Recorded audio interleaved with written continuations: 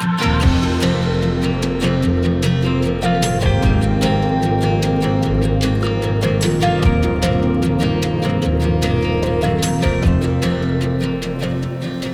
we're glad you joined us today. Yes, so glad to have you with us as we talk about rest for our physical health. We're all, each one, designed with a unique purpose for God and His kingdom. In order to fill that purpose, we need a rhythm of work and rest. In the last portion, we talk about work, and now we are going to discuss rest. I want to remind you that we have done a full class about God's command to rest. But in this portion today, we want to challenge you to rest with some practical information and a statistic about how rest or the lack thereof affect your body. And that class is called Rest, It Is Finished. Work allows us to partner with God and to accomplish His will and purpose on earth. God did not need to rest on the seventh day of creation, but despite His infinite power and perfection, He did it so as an example to us of the importance to cease from work in order to rest and connect with Him and others.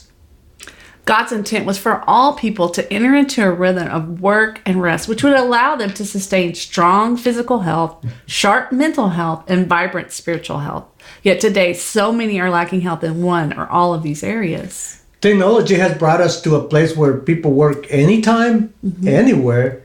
In 2014, The Economist reported that 60% of people who use smartphones are connected to their work for 13 and a half or more hours a day. Wow. And according to an American Psychological Association survey, more than a third, 36% of workers experience chronic work stress, which can lead to anxiety, insomnia, muscle pain, increased blood pressure, as well as a weakened immune system. This kind of stress can also increase chances of heart disease, diabetes, depression, and other diseases. So it is important to note that the vital necessity of rest is in no way undervalue the importance of work. Genesis established a pattern of work and rest. To do one without the other is a deviation from God's created order.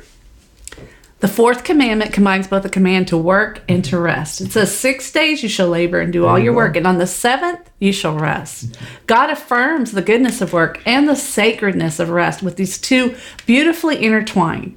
We should work and rest as God instructs because it's a model in creation and it's a model in redemption. Yes. The most or the best, most effective work includes rest. We tend to view rest as an absence of or a opposite of work, but work and rest go hand in hand and complement each other. Rest is not escape, but essential to the high calling of our daily work. It takes faith to rest, and sometimes we can get too tired or too stuck in a routine to be intentional about it. Yes, Paul said this about rest. So then there is still awaiting a full and complete Sabbath rest reserved for the people of God. For he who has once entered God's rest also has ceased from the weariness and pain of human labor, just as God rested from those labors. Let us therefore be zealous and exert ourselves and strive diligently to enter that rest of God, to know and experience it for ourselves. You know, Paul wasn't challenging us to take a lot of vacations or prune our schedule or even take a nap. His challenge was to enter into the rest of God, to work from a place of rest and trust. Chronic busyness and work stems from disbelief in God's provision and attempts to provide for ourselves. Work addiction has its roots in deep fear and insecurities. Yes. For some, work provides a source of security, comfort, value, and identity.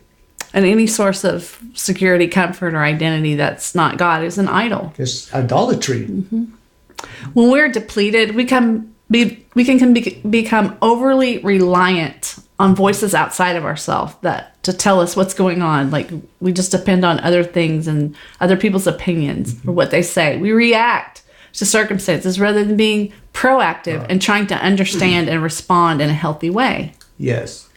We may fall into the dangerous trap of relying on others people's example or opinion because we are too tired to think and process what is the best for our situation.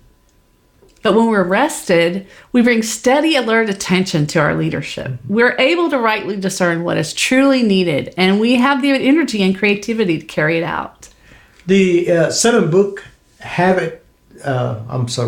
Seven Habits, right? 7 Habits of Highly Effective. Highly effective people describes rest as a way to sharpen the axe. It tells the story of a lumberjack who just worked and never wanted to stop to sharpen his axe.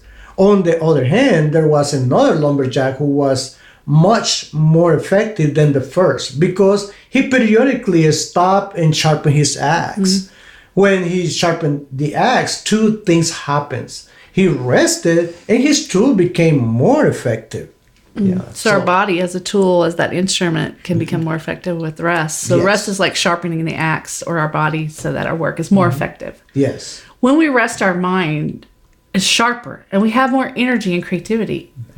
Even incredibly busy people can cultivate periods of sustained rest. Some things we can do to cultivate rest in our lives are, for example, allow 5 minutes of time before or after meetings and appointments. Just close the door, go to the park, or find a quiet place. Hit reset by engaging in a silent practice of meditation or reflection for a few minutes. Yeah, or the second thing you can do is take an afternoon to enjoy nature. Put away your phone and take a walk on a trail through the woods. Nature provides a great source for igniting creativity. Fasting is done for many reasons, and one good reason to fast is allow your digestive system and your body a chance to rest.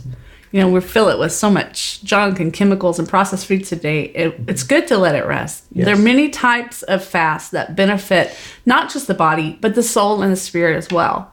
You can fast from just sugar. You could do a Daniel fast, which is eliminating meat, bread, and sugar, or fast all food and only do liquids or water.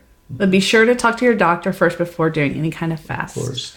At least once, often twice a year, we do a 21 or 40 days fast of no meat, no bread or sugar to detox our body. And a couple times a year, we try to take off a week to go away from the routine and do nothing. I told Susan, I'm going to do a whole lot of nothing. No schedule, just, rest and enjoy nature. God, and that's when we enjoy each other too. Yeah. And after we've gone several months without fasting, our body is like, please give me a break. We could tell it's time. We can also go on a media fast. Turn off your email for several hours or even a full day, or try fasting from news, entertainment, and social media. Take a silent or meditation retreat. That's good. I had never heard of that till a few years ago. I went on a silent retreat for like 3 days. No talking. It was pretty powerful.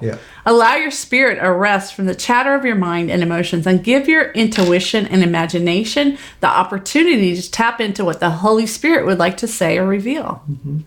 Silence is a powerful way to detox from all the noises, both audible and inaudible. Recent studies are showing that taking time to silence restore the nervous system, helps sustain energy and conditions our mind to be more sharp. Duke Medical School recently found that silence is associated with the development of new cells in the hippocampus, which is the key brain region associated with learning and memory. And physician Luciano Bernardi found that 2 minutes of silence inserted between musical pieces proved to have a more stabilizing effect to cardiovascular and respiratory systems than even music categorized as relaxing. We used to program 30 seconds to 2 minutes time of silence into our Sunday morning worship sets at our church because people really don't. They don't do it in their house. They don't have time to experience silence these days. A race care driver understands that taking the time to make a pit stop to refuel, change tires, add water, will give him the ability to go farther and faster. We too are able to work more effectively when we take time to rest and give our body what it needs. When you get up each morning, don't burn rubber heading out the door trying to go from 0 to 100 in no time. Take time throughout the day for a pit stop or a short break to refuel. And when needed, take those turns at 20 miles an hour rather than 140 and allow yourself time to maneuver with precision. Mm-hmm. You know, even in some states, they require bosses to give the workers a break every few hours. It's a requirement. We have a whole, like we said before, we have a complete class with 3 videos on what God says about rest. So be sure you check that out, and don't forget to read the PDF for this class, and we'll see you in the next portion.